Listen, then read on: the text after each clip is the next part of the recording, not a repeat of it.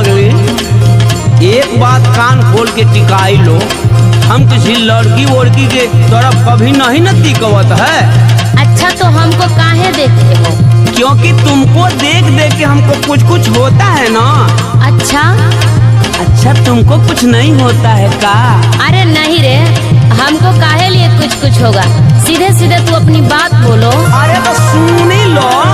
सूरत में सुगर मानो, लेकिन में सुपर, आपन बना लो ना तो चली जाई ऊपर।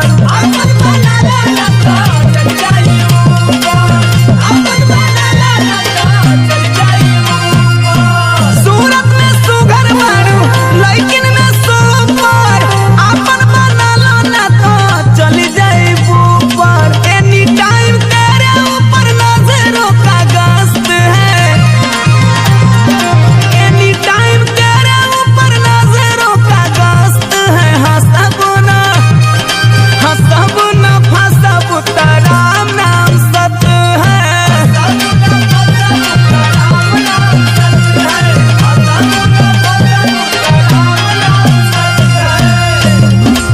तू हाफ मैंड है क्या रे, देहाती भुच्चड़? सुनो मैडम, देहाती भुच्चड़ मत बोलो।